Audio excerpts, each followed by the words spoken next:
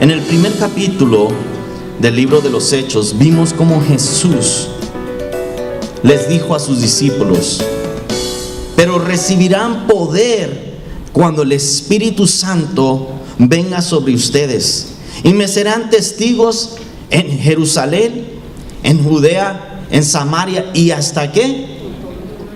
A ver, no los oigo. Hasta los últimos lugares de la tierra. Seremos testigos. Y la palabra testigo significa uno que está dispuesto a dar la vida por la causa. ¿Estás dispuesto tú a dar tu vida por la causa de Cristo? En veces en la carne no estamos muy dispuestos.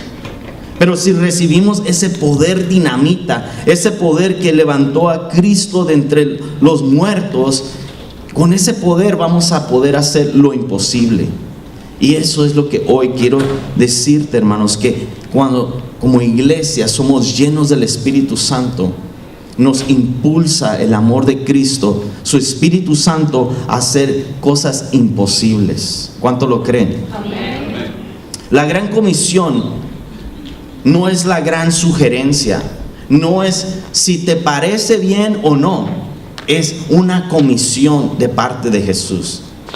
Y Jesús dijo: por tanto, id. Eso quiere decir salir de estas cuatro paredes, ir y hacer ¿qué? Discípulos. La palabra discípulo viene de la palabra disciplina.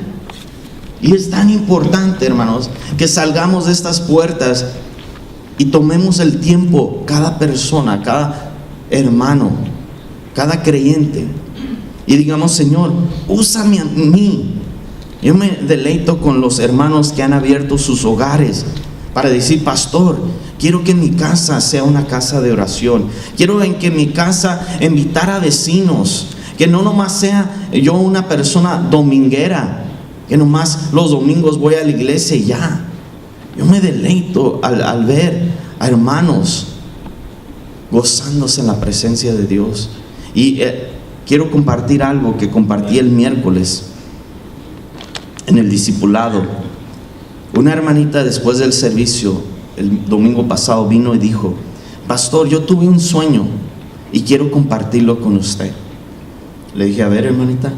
Me dice: soñé que había problemitas en la iglesia, pero cuando me di la vuelta y al voltearme otra vez, vi este lugar repleto. No había ni un asiento disponible. Un adolescente va creciendo, su cuerpo se va estirando y se llama dolores de crecimiento. Siempre lo va a haber. Y en una iglesia que va creciendo va a haber problemitas, dificultades, pero sabemos quién está en control de todo, ¿verdad? Jesucristo, su Espíritu Santo. Y Él se va a arreglar. Él va a tomar todos estos problemitas que haya y va a hacer que esta iglesia crezca, no solamente en número, sino en madurez, en espiritualidad, que eso es lo más importante. Dios desea salvar a todo el mundo, hermanos. No nomás a los judíos, a todo el mundo. Y es por eso, hermanos, que tú y yo tenemos una gran responsabilidad. Aquí vemos el comienzo de cómo a través de la persecución, de cambios, Dios empezó a hacer que la iglesia se expandiera. Y déjame serte bien honesto, a mí en lo personal no me gustan los cambios. Yo no sé a ti, en lo personal a mí me molesta, porque ya me acostumbré a ese formato y digo: ay, toma tiempo para aprender este nuevo formato. ¿Para qué me lo cambiaron? ¿Verdad que sí? ¿O soy yo el único? ¿Algunos de ustedes sienten lo que yo siento? Bueno, después con el tiempo me doy cuenta que esos cambios es para el mejoramiento, para algo mucho mejor.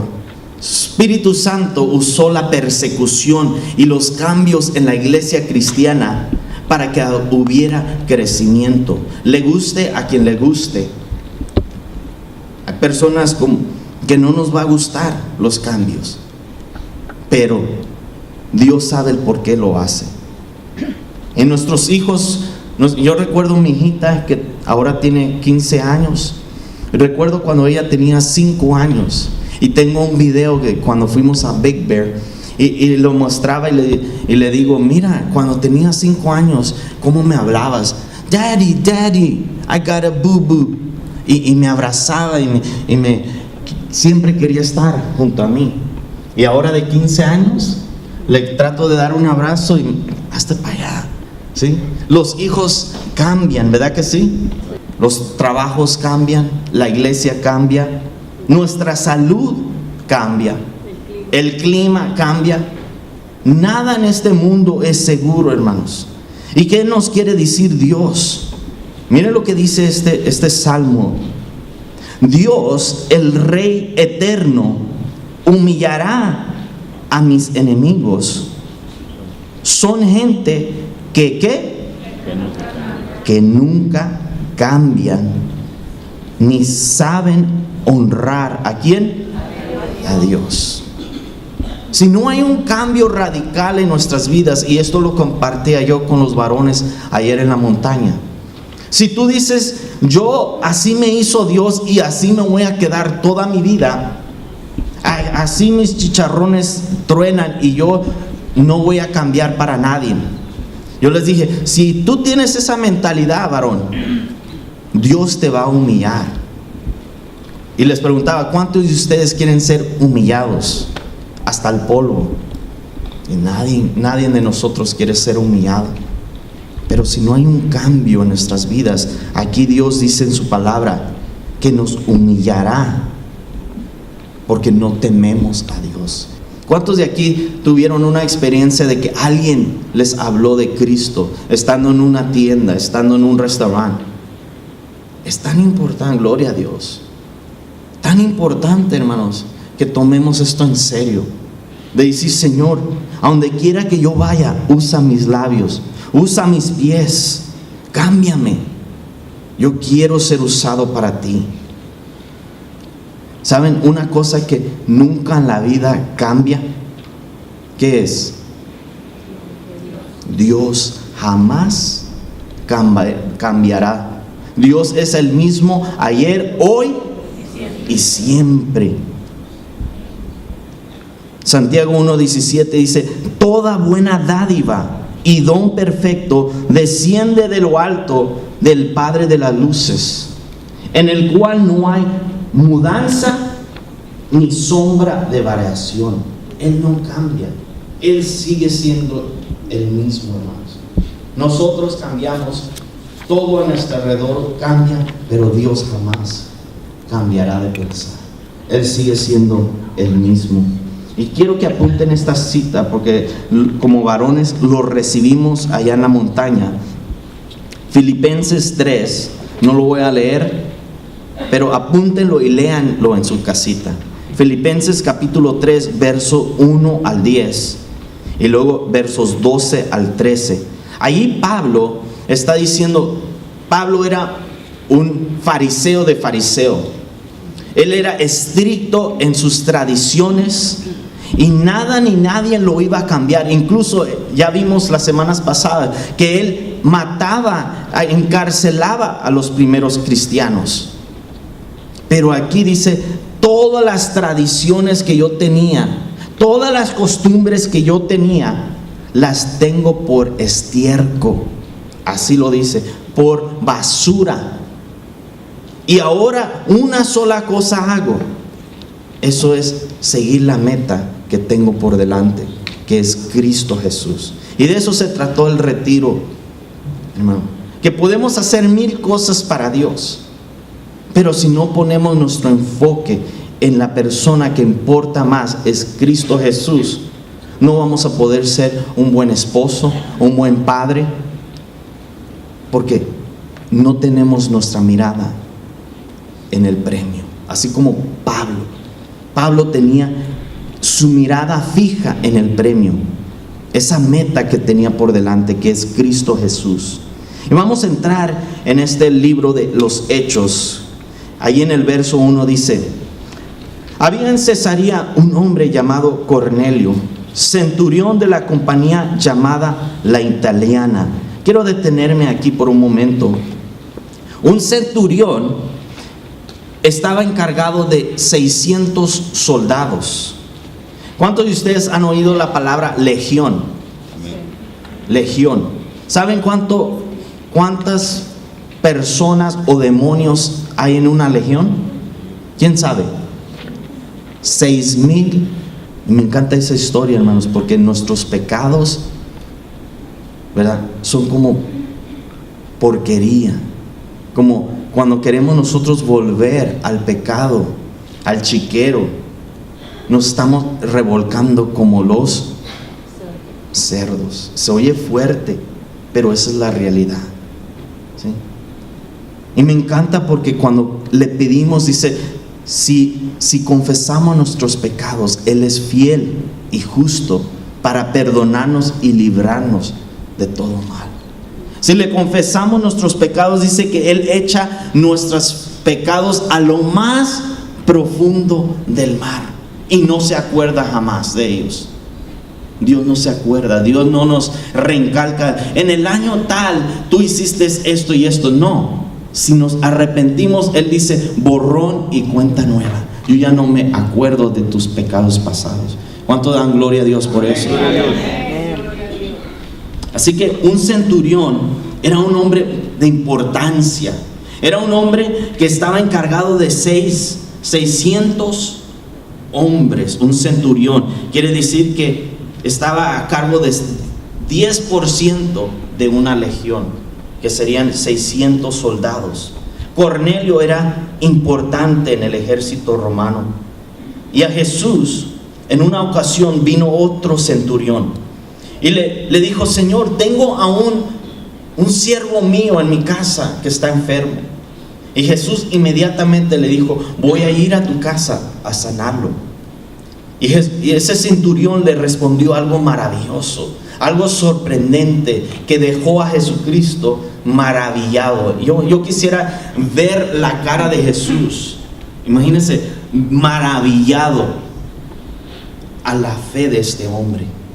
Cuando el centurión le dijo, no, Jesús, solamente di la palabra y mi siervo será sanado, porque yo tengo hombres bajo mi cargo, que si yo les doy una orden, ellos saben obedecer. Y dice que Jesús se maravilló de esa palabra, de esa fe. Pedro está dando el reporte de lo que el centurión recibió de un ángel. Él te hablará palabras por las cuales serán salvas. ¿Quién? Tú y toda tu casa. Qué hermoso es, hermano, que si tú ya creíste en Cristo, tú tienes esa fe y esa certeza de que tus hijos van a venir a los pies de Cristo. La palabra piadoso significa un hombre generoso, bondadoso, y también el diccionario lo define como una persona religiosa. Y me encanta lo que dice Santiago 1:27. La religión pura y sin mácula, sin mancha, delante de ¿quién? De Dios, el Padre, es esta: visitar a los huérfanos y a las viudas en sus tribulaciones, guardarse sin mancha del mundo. Qué hermoso, hermanos, que como iglesia nosotros adoptemos este lema de Santiago 1:27, que no nomás vengamos los domingos, pero que de verdad seamos una iglesia. Y esto aquí está la hermana Miriam, y el lunes tuve el privilegio de hablar con su padre, y él me dijo, yo había escuchado de esta iglesia muy buenas cosas, pero ahora mis ojos han visto de que en esta iglesia verdaderamente existe el amor, por todo el apoyo que le han dado a mi hija y a sus hijos y a Moy, que ahora está en la presencia de Dios. Que ese sea nuestro lema, hermanos. Verso 3, miren lo que dice el verso 3. Este vio claramente en una visión cómo a la hora novena del día, a las 3 de la tarde, que un ángel de Dios entraba donde estaba y le decía: Cornelio. Me encanta esto. Cornelio había adoptado la costumbre de los judíos de orar 3 veces al día, pero aquí el pasaje dice que oraba sin cesar, siempre. A la hora novena se postraba, tomaba el tiempo como los judíos para hablar con Dios. Eran 3 horas dedicadas a la oración: las 9 de la mañana, las 12 y a las 3 de la tarde.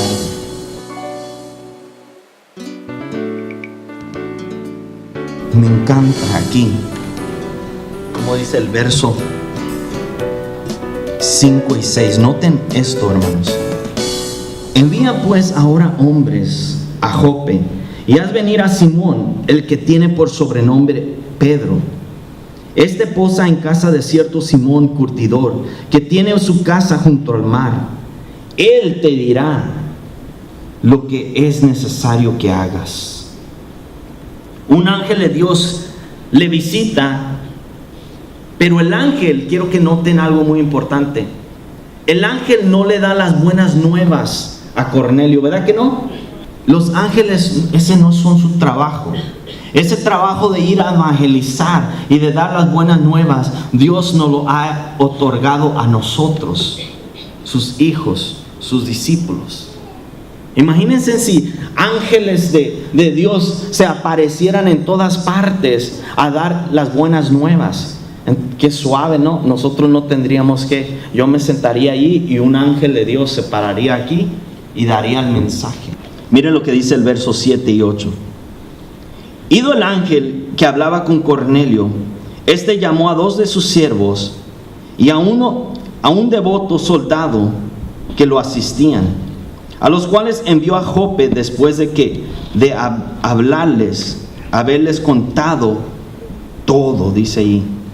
Ahora viene lo más interesante. Miren el verso 9, dice: al día siguiente, mientras ellos iban por el camino y se acercaban a la ciudad, Pedro subió a la azotea. ¿Para qué? Orar. Para orar. Cerca de la hora sexta, al mediodía. Algo sobrenatural va a pasar en estos versículos que continúan. Sigue diciendo el verso 10.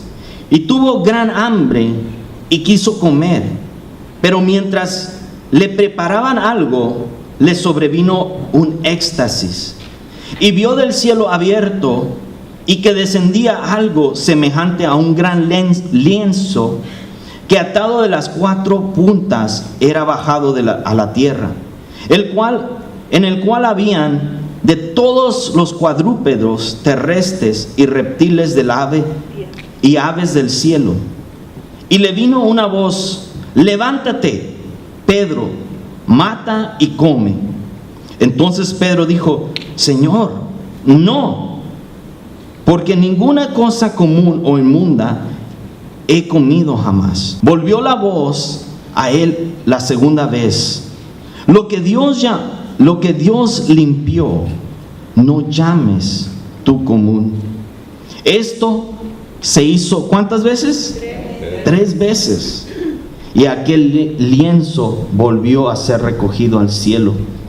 Y mientras Pedro estaba perplejo dentro de sí sobre lo que significaba la visión que había visto, he aquí los hombres que habían sido enviados por Cornelio, los cuales preguntaron por la casa de Simón, llamaron a la puerta.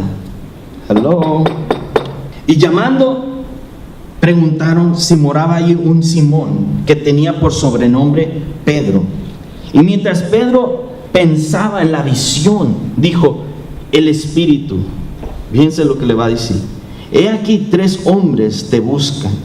Levántate pues y desciende, y no dudes de ir con ellos, porque yo los he enviado. Qué tremendo es esta historia, hermano. Las murallas van cayendo, las murallas de prejuicio, las murallas de racismo se van cayendo. Y algo que me llamó la atención cuando el hermano Héctor comenzó, o antes de que comenzaran a cantar, fue que yo no le dije que leyera Santiago, donde habla sobre la lengua. Yo creo que el Espíritu Santo se lo puso que lo leyera, porque algo muy importante que vamos a ver en esta mañana es de que aún Pedro tenía prejuicios. Aún la iglesia de Cristo en ese tiempo tenía prejuicios contra los gentiles. Y hermanos, hoy en la iglesia existen prejuicios, existen cosas que no le agradan a Dios entre los hermanos. Y Dios quiere que nos deshagamos de toda indiferencia si queremos que esta iglesia crezca. ¿Cuántos quieren que esta iglesia crezca? Amén. Amén. Tenemos que decir: examíname, oh Dios, conoce mi camino y ve si hay camino de perversidad de labios. Yo ando hablando mal de mi hermano, yo ando criticando mal a mi hermano. Ayer se nos hablaba que muchas veces no nos gusta la alabanza, no es de nuestro agrado de la alabanza. Pero sabes, la verdad de las cosas es que no te tiene que agradar a ti, le tiene que agradar a Dios. Amén. Los músicos no vienen a cantarte a ti, los músicos vienen a cantarle a Dios. Amén. ¿Cuántos han venido a alabar a Dios? Amén. Miren algo muy interesante aquí. Las murallas de prejuicios, de juicios entre los judíos y gentiles van cayendo. En Efesios capítulo 2, verso 14, dice: pues Cristo mismo nos trajo ¿la qué? Paz. La paz.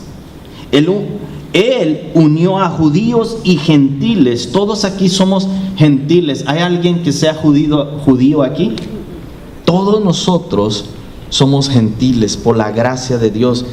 Fuimos adoptados, unidos a la familia de Cristo.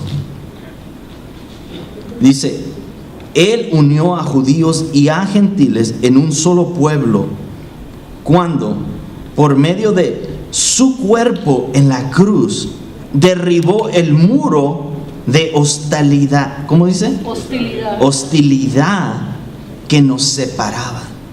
Ya vimos aquí en los versos 9 al 16 cómo Dios obra sobrenatural en veces. Las murallas de prejuicios cayeron en la vida de Pedro. ¿Quién sabe la historia de Jonás? ¿Qué le pasó a Jonás? Jonás no le hizo caso a la palabra de Dios. ¿Y qué le pasó? Se lo tragó un gran pez. Simón, hijo de desobediente. Porque con una sola vez que Dios nos dé una orden, deberíamos que decir: sí, Señor. Y aquí en este pasaje Él dice: no, Señor. Eso se está contradiciendo. Porque ¿cómo le vas a decir a tu Señor, a tu capitán, a tu amo: no, Señor, de ninguna manera? Como aquí lo leímos, no concuerda. Se está contradiciendo Pedro aquí. Y me encanta cómo dice el verso 17, dice: Pedro quedó perplejo. Otra versión dice: dudaba. No dudes. Miren el verso 20, dice: no dudes. Y el verso 28, aquí está la clave. Pedro dice: me ha mostrado Dios que a ningún hombre llame común o inmundo. Y lean conmigo el verso 34. Dice: entonces Pedro abrió la boca y dijo: en verdad comprendo. O sea, aquí viene la revelación de todo esto. En verdad comprendo que Dios no hace acepción de personas. Miren lo que dice el verso 23. Nos tenemos que mover mucho más rápido. Dice: entonces, haciéndole entrar, los hospedó. Y al día siguiente, levantándose, se fue con ellos, y le acompañaban algunos de los hermanos de Jope. Hay muchos que dicen: no juzgues a otras personas por adorar a Dios a su manera. No los juzgues, déjalos que adoren a Dios a su manera. Déjame decirte que si ese fuera el caso, si Dios le complaciera que todos los demás lo adoraran a su manera. Estoy hablando de personas que dicen, no, pues pueden adorar a Dios a través de la naturaleza, o pueden adorar a Dios teniendo otro nombre que no sea el nombre de Jesús. Al cabo que están adorando al mismo Creador. Mentira del diablo. Si eso no fuera el caso, Dios no se hubiera molestado para mandar a Pedro a que le diera las buenas nuevas de salvación a Cornelio. Porque vemos en la historia que Cornelio amaba a Dios, oraba a Dios, pero a su manera. Y Pedro va a ir a presentarle la verdadera manera de adorar a Dios. Y ese es nuestro deseo, hermanos. Ese es el deseo de Dios. Llega el punto en la vida de cada persona, de cada ser humano, que nada ni nadie puede llenar ese vacío en su corazón. Cornelio solamente conocía en parte, pero vamos a ver cómo Pedro le revela algo muy importante. En el verso 24 al 26, mire lo que dice. Al otro día entraron en Cesarea y Cornelio los estaba esperando, habiendo convocado a sus parientes y amigos más íntimos. Cuando Pedro entró, salió Cornelio a recibirle y postrándose a sus pies, adoró. Mas Pedro le levantó diciendo: levántate, pues yo mismo también soy hombre. Aquí para mis amigos católicos que dicen que Pedro es el primer papa, y cuando viene el papa y le besan el anillo y se postran y lo adoran, Pedro aquí está refutando que ningún hombre merece que le adoremos. Nada más un amén. Amén. Ningún hombre, ni yo. Hermano, no me pongan a mí en un pedestal por ser su pastor. Ningún hombre merece que le adoremos. Solamente Cristo. A Él debemos que adorar. A Él debemos que postrarnos y decir: Señor, tú mereces toda la gloria y toda la honra. Me encanta este pasaje porque aquí le dice: pero levántate, pues yo también soy un hombre como tú. Verso 27 sigue diciendo: y hablando con él, entró y halló a muchos que se habían reunido, una reunión familiar, dice, y amigos.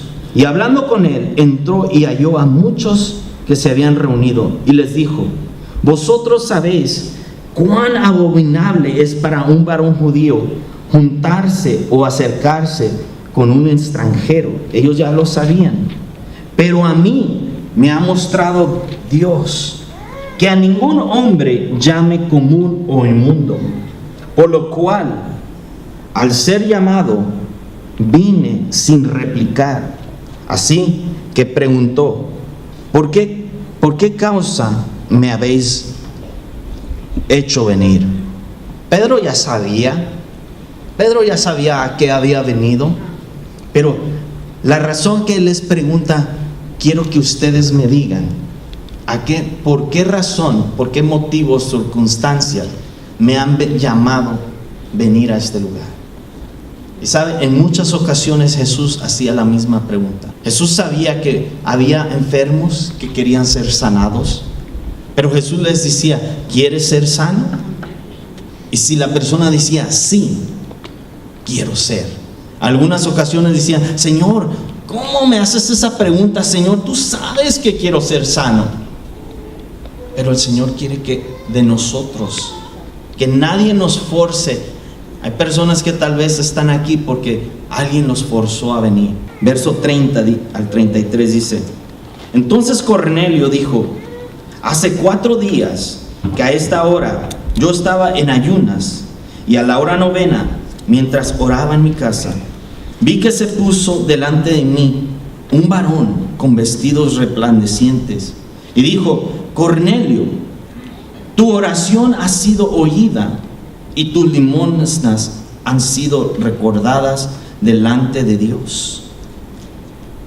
Verso 33 dice: así que luego envié por ti y tú has hecho bien en venir.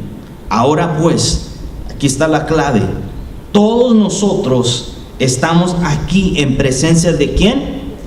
De Dios, para oír todo lo que Dios te ha mandado.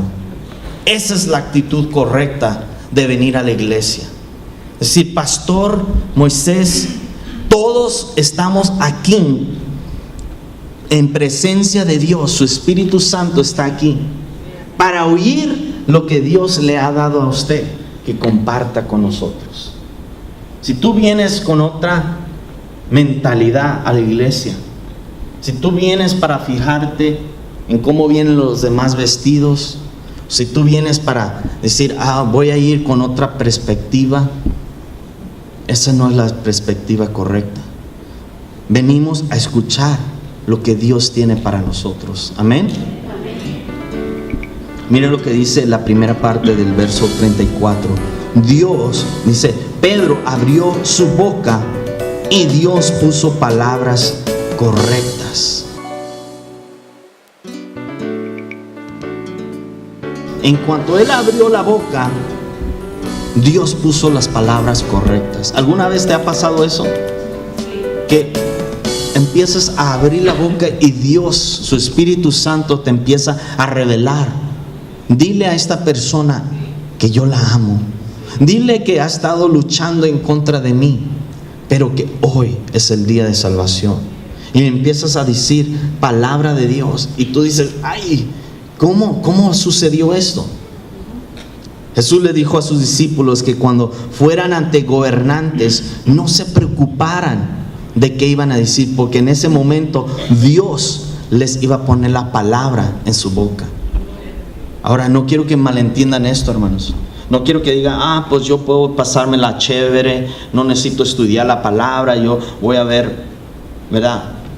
Pasar el tiempo, que acabo que Dios va a poner las palabras en mi boca. No, necesitamos estudiar la palabra, alimentarnos de ella, para que en ese momento lo que ya le pusimos en nuestro corazón, del Espíritu Santo nos recuerde. Ese es el verdadero proceso que Dios usa, hermanos. El verso 34 me encanta como dice: en verdad comprendo que Dios no hace, ¿qué cosa? Acepción de personas. Acepción de personas. Verso 35, sino que en toda nación se agrada de aquel que, ¿qué? Que teme y hace justicia. Se agrada a Dios cuando tú le temes, cuando tú lo respetas, cuando tú haces lo correcto, cuando haces justicia. En el verso 36, Pedro comienza a predicarles, y veamos esta predicación. Dios envió mensaje a los hijos de Israel, anunciando el evangelio de la paz por medio de Jesucristo. Este es el Señor de todos. Vosotros sabéis lo que se divulgó por toda Judea, comenzando desde Galilea, después del bautismo que predicó Juan, cómo Dios ungió con el Espíritu Santo y con poder a Jesús de Nazaret, y cómo anduvo. Me encanta este verso, subráyelo en su palabra, en su Biblia, márquelo. Dice, Jesús anduvo, y cómo anduvo haciendo bienes y sanando a todos los oprimidos por el diablo, porque Dios estaba con él.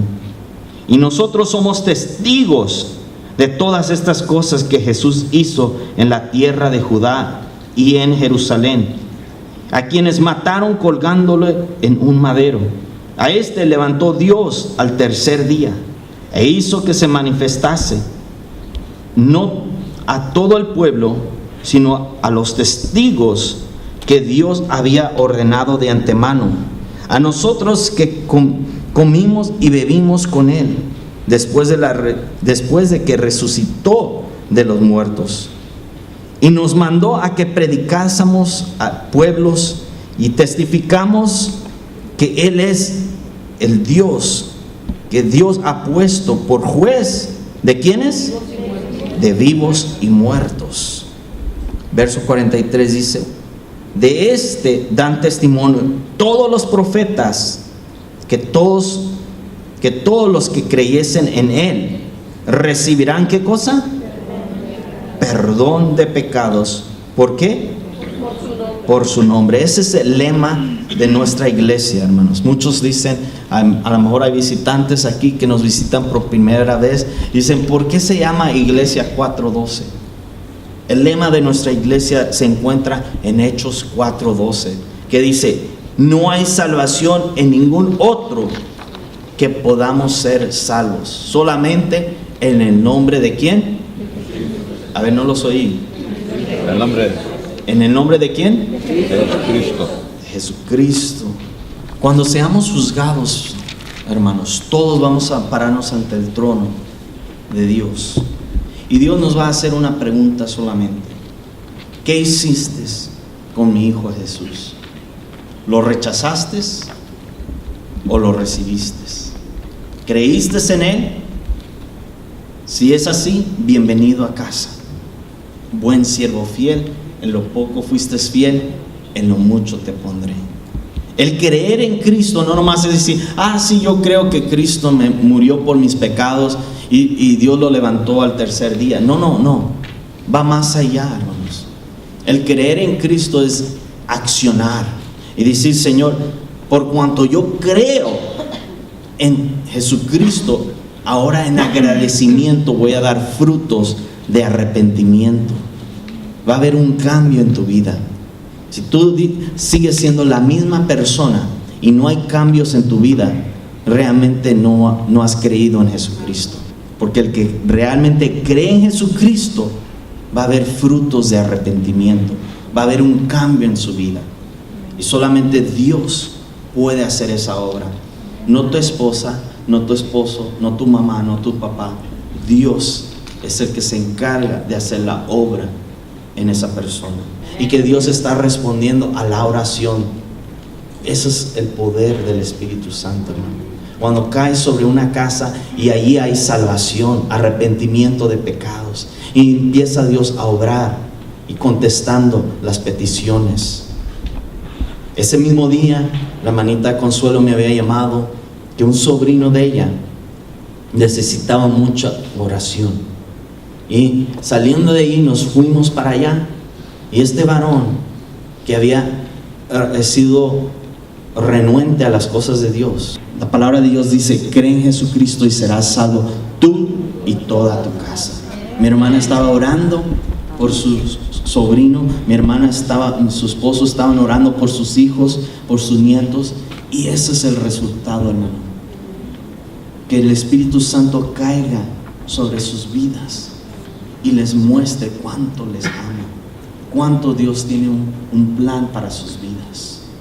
Eso es lo maravilloso, hermano. Mira lo que dice el verso 45, dice: y los fieles de la circuncisión, los judíos cristianos que habían venido con Pedro, se quedaron atónitos, sorprendidos, que también sobre los gentiles se derramase el don del Espíritu Santo, porque los oían que hablasen en lenguas y, lo más importante, magnificaban ¿a quién? A Dios. Todo lo que hagamos de palabra o de hecho tiene que ser para magnificar el nombre de Cristo. Qué maravilloso es esto, hermanos.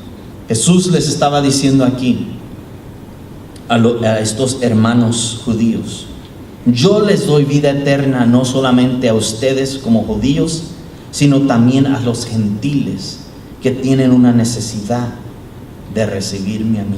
Verso 47, mire lo que dice: entonces respondió Pedro: ¿puede acaso alguno impedir el agua para que no sean bautizados estos que han recibido el Espíritu Santo también como nosotros? Verso 48. Y mandó bautizarles en el nombre del Señor Jesús. Entonces le rogaron que se quedasen por algunos días. Noten el proceso de las buenas nuevas, de la salvación. Primero, se predica el Evangelio, las buenas nuevas de salvación. Número 2, creen en el Evangelio, que en Jesucristo hay salvación. Número 3, el Espíritu Santo viene sobre ellos, les da convicción, les da la llenura. Y número 4, el bautismo. El bautismo no salva a nadie. El bautismo es simplemente una decisión de cada persona de decir: yo ya he muerto para el mundo y vivo para Cristo. Como hermanos en Cristo, nos apreciamos los unos a los otros, ¿verdad que sí? Qué hermoso que ese siempre sea el lema de nuestra iglesia. Pero pasa algo, hermanos, y por eso Cristo en Apocalipsis dijo: una cosa tengo contra ti, haces buenas obras y todo, pero has dejado tu primer amor. Y al final estaba yo en el sueño diciéndole: welcome home, en inglés, bienvenido a casa. Este varón, cuando compartía ese sueño, dice, empezó a llorar, ahí en el jueves de varones. Dijo: Dios me sacó de la podredumbre, de las drogas, del alcohol, y yo no quiero volver atrás, yo quiero seguir adelante. Haya estorbos en mi camino o no, en el nombre de Jesús yo los voy a hacer a un lado y voy a seguir a Cristo. Aunque otros no sigan, yo voy a seguir a Cristo. Yo y mi casa serviremos a Jehová. Y este varón ahorita está en el retiro, aún recibiendo más de Dios. Pero estas fueron sus palabras que yo tuve que escribir.